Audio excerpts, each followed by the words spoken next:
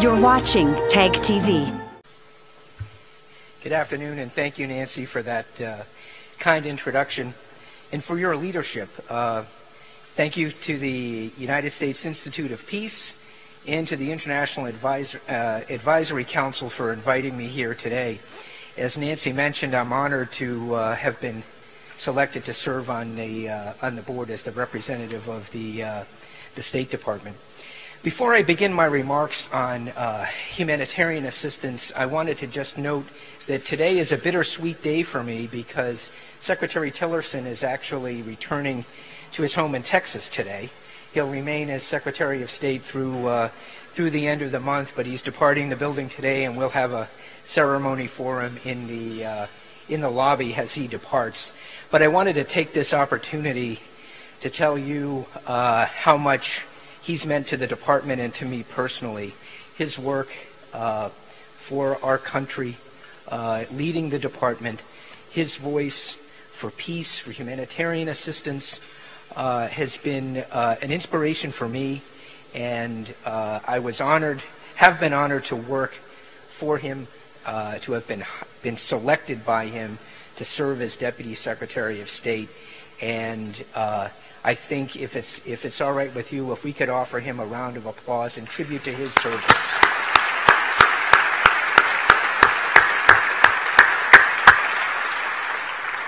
He's moving back to more familiar climate in Texas, which I know suits him well. But I'm delighted to be here at the U.S. Institute of Peace. For 3 decades, the Institute has been a strong partner of the State Department and USAID as we work to promote greater prosperity and peace throughout the world. As a new member of the board, it's a particular honor for me to address the International Advisory Council. Today, as Nancy mentioned, I want to provide a few thoughts on the United States role as a global leader in providing humanitarian assistance. I know we don't hear a lot about that topic in the news today, the U.S. role in providing humanitarian assistance. But as we know, all of us in this room know, helping those in need is and always has been one of our country's core values and very much in our national interest. How we assist people in times of conflict, distress, and natural disasters reflects how we see the world and is integral to how we execute our foreign policy. The United States is committed to its role as a global leader on humanitarian issues. We understand the importance and necessity of humanitarian assistance, even as we work to preclude the crises that spawn the need for that assistance. By helping those who bear the brunt of war, natural disaster, or the failure of good governance and policy, we preserve that chance for a more prosperous and more peaceful world for generations to come. Today, the United States remains the single largest donor of international humanitarian assistance. Last year, we delivered more than $8 billion in life-saving aid around the world. This includes assistance for basic necessities, food, education, health, and protection against violence. But it's no secret that humanitarian challenges are multiplying around the world, including in countries that once flourished. I'm sorry to say that we have a tragic example in the southern hemisphere, in Latin America, in the crisis in Venezuela, which is entirely man-made, created by a corrupt regime that denies its people not only the ability to choose their leaders, but also the ability to meet their basic needs. UNHCR estimates that 1.7 million Venezuelans have fled their country since 2014, increasingly in search of basic needs such as food and medicine. What's even more striking is that over 1.5 million Venezuelans are expected to flee that country in this calendar year. To help the people of Venezuela and those refugees who are crossing borders into Colombia and Brazil, and all those others affected by the regime's malfeasance, we're supporting regional humanitarian operations that provide vulnerable people in impacted border areas with life-saving health and nutrition, shelter, livelihoods, and protection. Venezuelan President Maduro could help his people by opening his country to humanitarian aid, but instead chooses to tightly limit and control that flow of assistance. We will continue our diplomatic pressure on his regime, but until he decides to make the right choices, we will support the region through humanitarian assistance, including through our announcement on Tuesday that we're providing an additional $2.5 million for aid to Venezuelans who have crossed into Colombia. We also continue to support areas where conflict and terrorism have long uprooted families and taken lives. Just a few weeks ago, we announced over $500 million in additional humanitarian assistance for affected populations in Ethiopia, Somalia, South Sudan, and Nigeria, as well as other countries in the Lake Chad region. This announcement, along with our programming in South Sudan, Somalia, and the Democratic Republic of the Congo, will continue to help millions of people in Africa who are facing life-threatening food insecurity and malnutrition as a result of ongoing conflicts and prolonged drought. Earlier this year, I had the opportunity to visit Iraq for the 5th U.S.-Iraq Higher Coordinating Committee. Our military has made great progress in rooting out ISIS, and today 4.5 million Iraqis have been freed from that tyranny. But 3.5 million internally displaced persons, 2.5 million internally displaced persons are still seeking to return to their homes. Effective reconstruction is critical to ensuring ISIS can never return, and we're committed to working with our partners in the region to help the government in Iraq rebuild. Since 2014, the United States has provided more than $1.7 billion in humanitarian assistance for Iraq. And we continue to provide support to promote a safe, voluntary, and dignified return of Iraqis still displaced by the conflict. This assistance also supports the rehabilitation of schools, legal aid to restore housing and property rights, and help millions of Iraqis reestablish their livelihoods. The United States is the largest single country humanitarian donor for the Syrian response as well, providing nearly $7.7 billion since the start of the crisis in that country. Each month, this assistance helps Syrians in every governorate, in addition to the over 5.5 million Syrians in neighboring countries. And in Yemen, the U.S. has provided nearly $768 million in humanitarian assistance over the past 2 years. That includes food, water, emergency medical care, hygiene kits, treatment for malnourished children, and other aid. At the same time, we have repeatedly called on all parties to ensure rapid, safe, and unhindered access for humanitarian and commercial goods, including food, fuel, and medicine, as well as aid workers into and throughout Yemen. Turning to Asia, the United States has provided more than $177 million to help those affected by conflict in Burma, including as many as 1 million refugees displaced to Bangladesh. This assistance provides protection, emergency shelter, food and nutritional assistance, as well as medical care and psychosocial support for so many who have suffered from ethnic cleansing. Well, that's a long list, and I wish that list was shorter, but it's really just a fraction of the humanitarian needs that exist across the globe.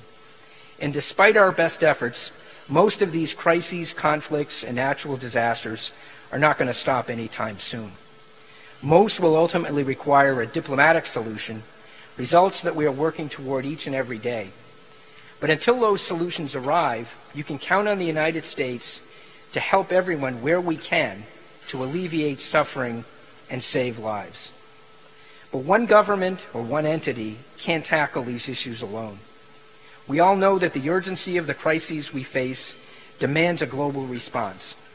And as we continue this humanitarian leadership, we will also continue to emphasize the importance of coordinated, effective, and efficient international responses, as well as the need for other governments and other actors in the private sector to step in to contribute to humanitarian efforts.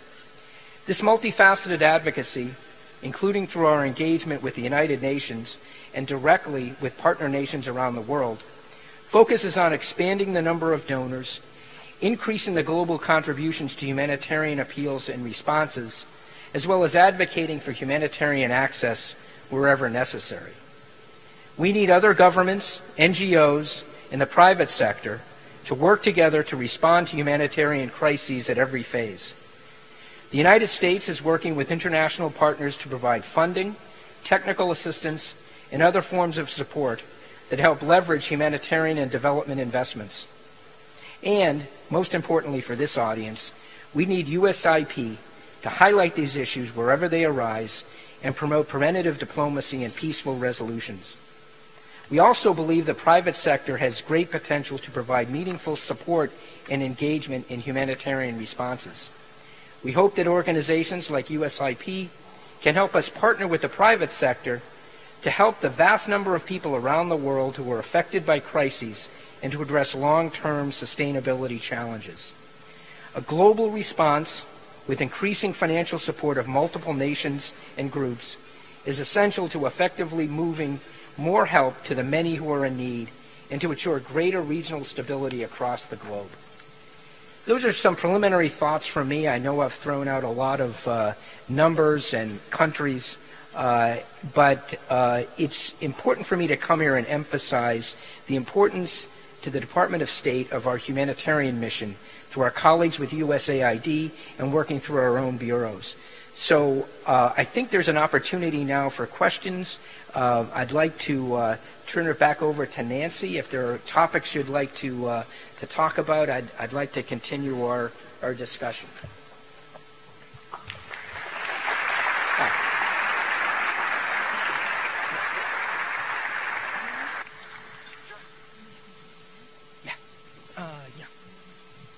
Thank you, Deputy Secretary Sullivan, and we especially appreciate your taking the time to come over during such a busy day and such an important day, and I know this will greatly increase your responsibilities.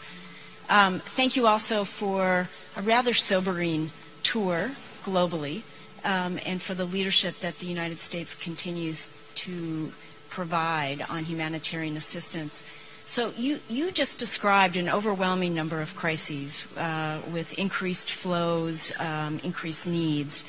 How does this make you and colleagues at state and the administration think about what the U.S. should be doing to think about tackling the causes of these crises and of these outflows of refugees? How do we begin to get more upstream on these issues? Well, as I suggested in my remarks, just looking at humanitarian assistance, which is, once the crisis has already developed and people are in danger or hungry, just meeting those immediate needs is something that the U.S. government, certainly not just the Department of State, can do. Getting at the deeper root of the problem requires an even greater, broader support. Looking at what we do in the U.S. government, I'd focus, for example, on Africa, particularly in countries like Nigeria, the countries in the Sahel, and northern Africa. The tragic scenes that we have seen of refugees and migrants leaving Libya, Tunisia, Algeria for southern Europe. And those people are coming from countries farther south in Africa where there is conflict, poverty, etc. So we've got to have, from the U.S. government's perspective, it requires an integrated strategy with our colleagues at the Department of Defense to partner with host governments. For example, the countries in the Sahel, the so-called G5, working with them to address the terrorism problems that are presented in the region, to establish a baseline of security so that humanitarian assistance, development assistance can flow into the region and remove the causes of people who are fleeing those countries, risking their lives to cross the Mediterranean to get to hope for a better future in Europe. So it's a whole of government effort. It sounds trite to say, but it's certainly true. We work closely with our colleagues at the Department of Defense, USAID, the State Department. I was in Abuja, Nigeria a few months ago, and the challenges are enormous.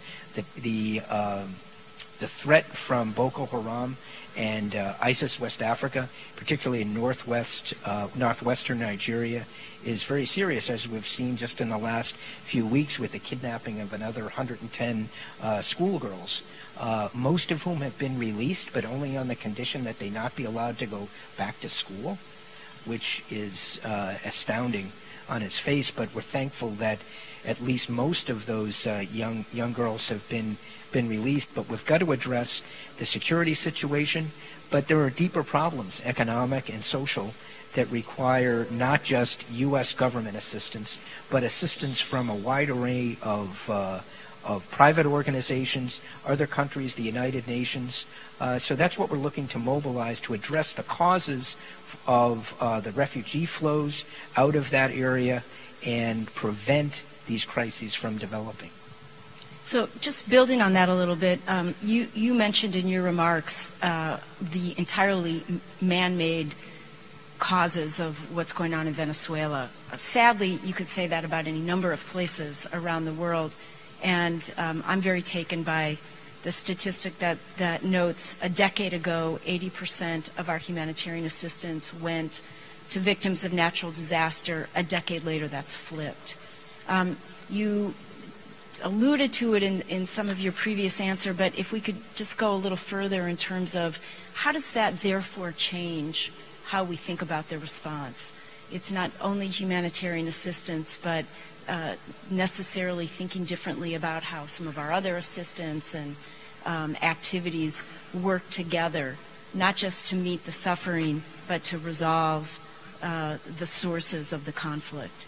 Sure. I think one of the one of the reasons why those numbers flipped was the persistence of the security, not just security threat, but the actual manifestation of the carnage inflicted by organizations like ISIS and Al-Qaeda in Syria, Iraq, Libya, you name it. This conflict with these terror organizations actually started before September 11th, but for most of us in our consciousness was really crystallized on September 11th. But that conflict has continued for the last 17 years, and I don't know that we see an end in sight. We may have defeated the so-called caliphate, removed almost all of their territorial ambitions in Iraq and in Syria, but they've dispersed, they've moved to other countries. There are still pockets of ISIS left in Syria, particularly in eastern Syria, that remain a threat. Our mission in Syria and northern Syria remains the complete eradication of ISIS. But as we move down, just using Syria as an example, as the U.S. military moves down the Euphrates River Valley, providing support to our partner forces in the SDF, when we liberate, when we remove ISIS from those areas, there's an enormous need for assistance for just stabilization, demining, removing all of the booby traps, mines, and so forth that ISIS has left behind in places like Raqqa and elsewhere in Syria and Mosul in Iraq. Beginning the resumption of basic services like water and electricity. We're not really talking about nation building here. We're talking about the resumption of basic stabilization operations so that people can return to their homes, be safe,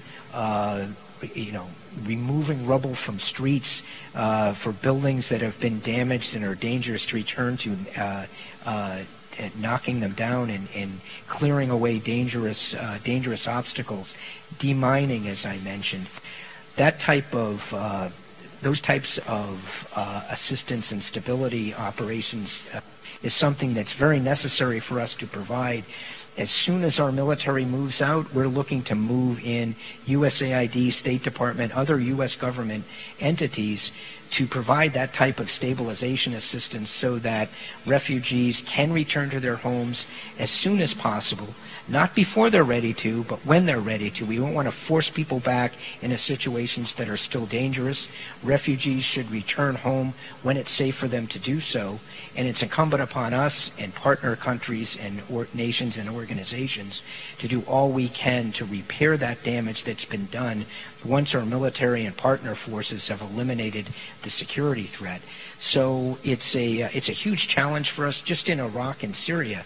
Enormous challenge. The number of internally displaced persons is in the millions in Iraq and in Syria. So just in that region alone, we have a huge challenge. You mentioned Venezuela.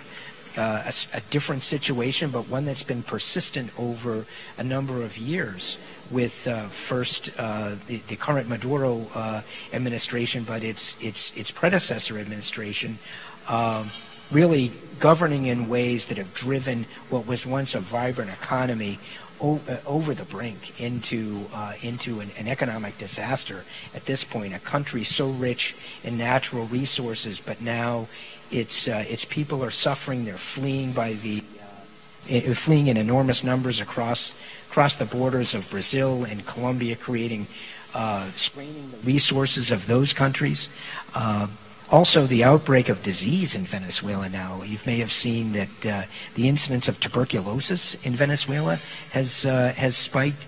It's really a very tragic situation, and we're not able to get humanitarian assistance in because the Maduro government won't allow it.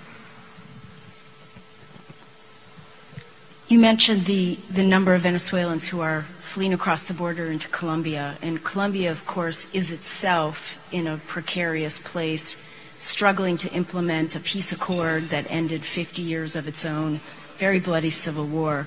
And we have other examples of that. You talked about Syria, and of course the number of Syrian refugees who have fled to Turkey, Jordan, and Lebanon far outweighs the numbers that are hosted by anywhere else in the world. What are the obligations and the opportunities for the U.S. and our international partners to help ensure that those neighbors aren't pushed into their own new cycles of crises because of the burden of the refugees? And of course, we're seeing that this has even affected our allies in Europe, these outflows. Well, we see in our media stories about the refugee crises in Europe, for example, and in the Mediterranean. But there are any number of examples I could cite. For example, Pakistan, which hosts an enormous number of Afghans who have fled violence in Afghanistan, and it's a strain for the Pakistani government, and something they cite to us as a burden on them and what they are doing in trying to support reconciliation in Afghanistan. There are any number of examples in this hemisphere and around the world of refugees crossing borders, straining the resources both of partner countries and NGOs, and the numbers are staggering.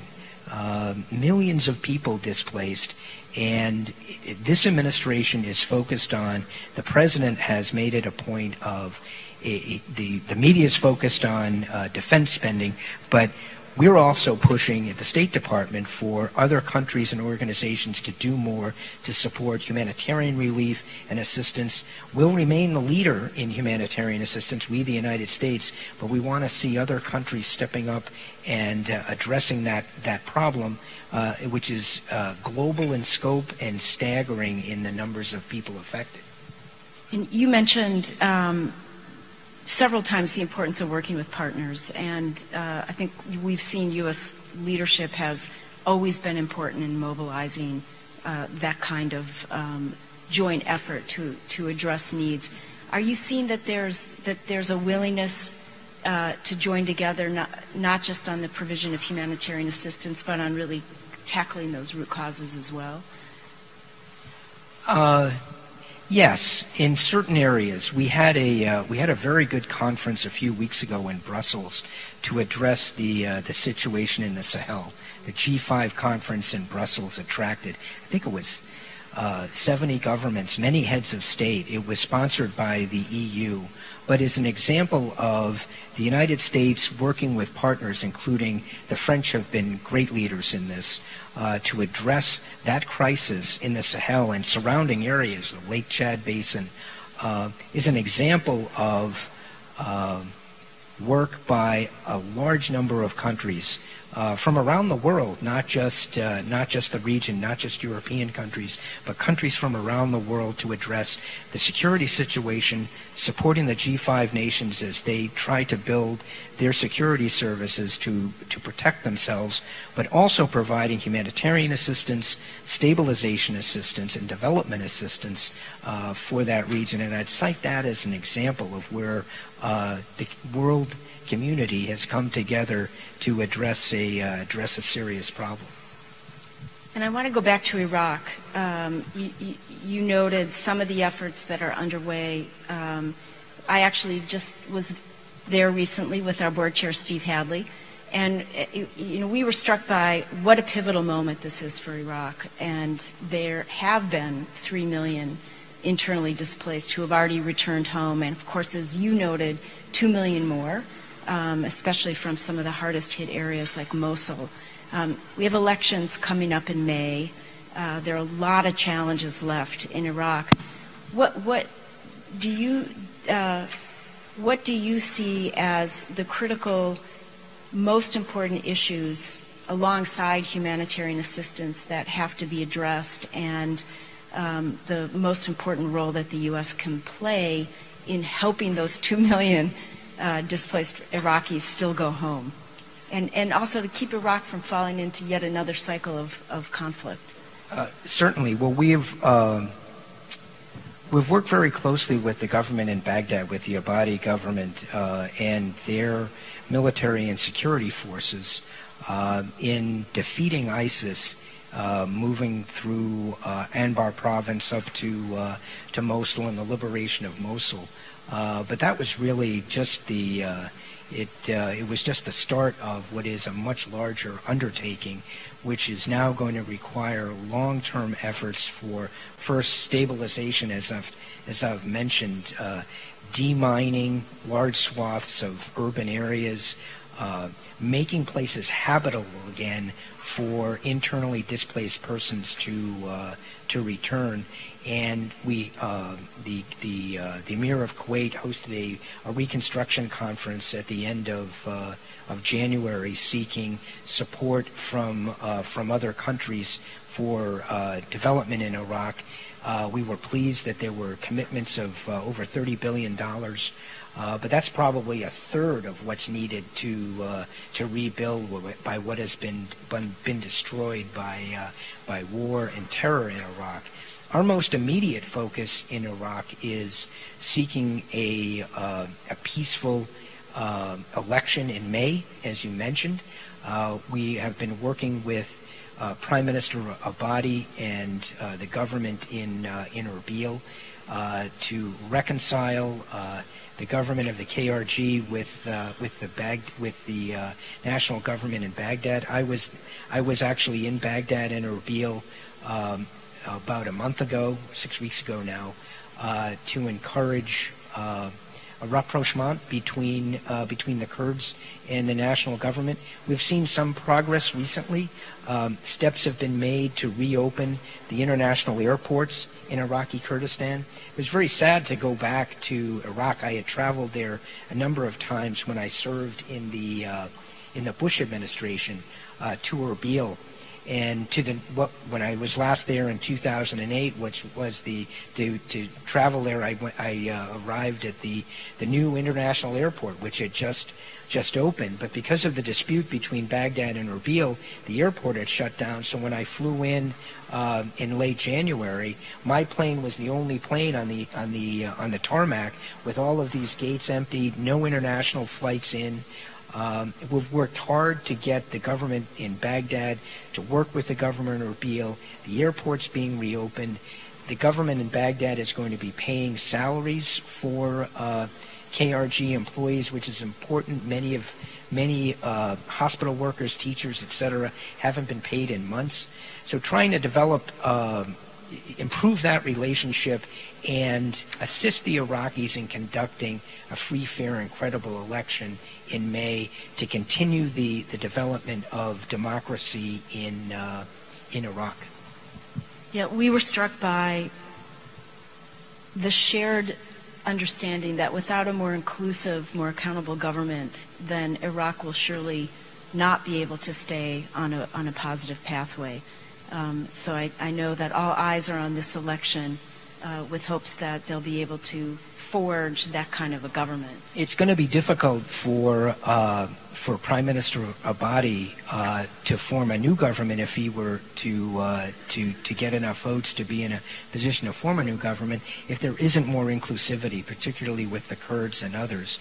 So it's absolutely necessary for the democracy in Iraq to develop. We've seen very hopeful signs, and we've been working closely on a daily basis with the Prime Minister and his staff. They've come for, I had meetings last week with his Deputy Chief of Staff on this issue, and we've worked very closely with them on it. So we're hopeful that the election will proceed in a free and peaceful way in May and lead to a secure government that will lead to greater prosperity for Iraq. And of course, we're seeing in all the countries that you've mentioned, corruption is one of the most corrosive aspects of contributing to the kind of conflict that leads to humanitarian needs. Do you see this as an area where we have effective tools for beginning to address that? Well, it's certainly a pervasive subject. We can shift geographically to Ukraine. I was in Kyiv last month. Corruption is an enormous problem in Ukraine, and the Poroshenko government is trying to address it.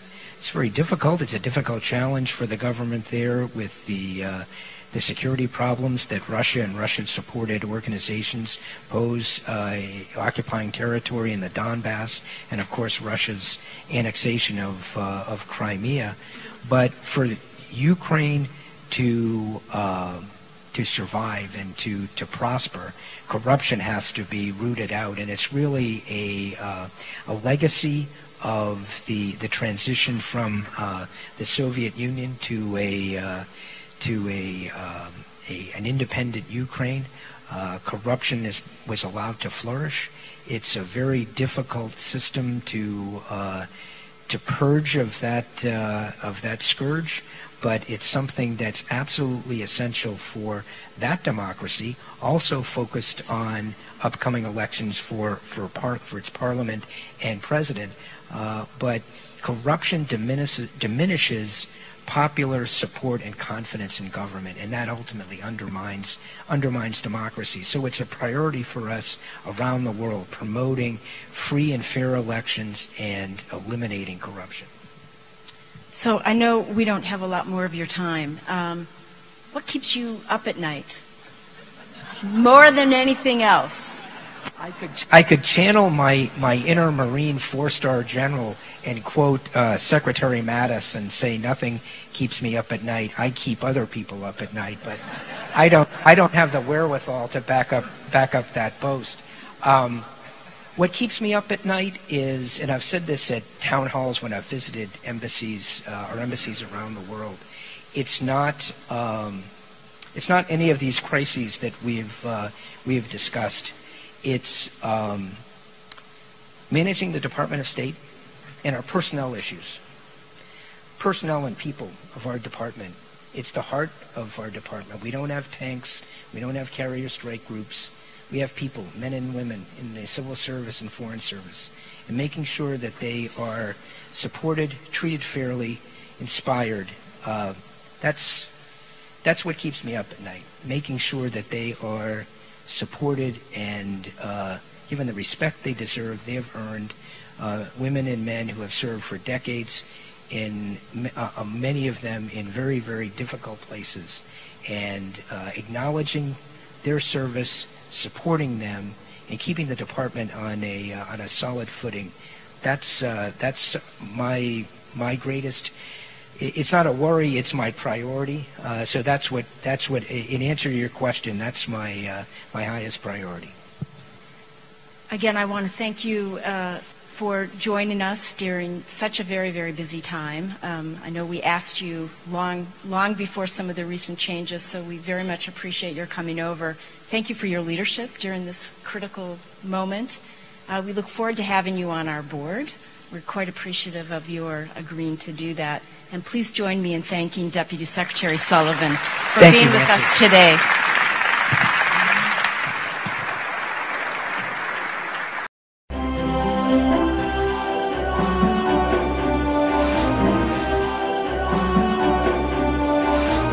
You're watching TAG TV.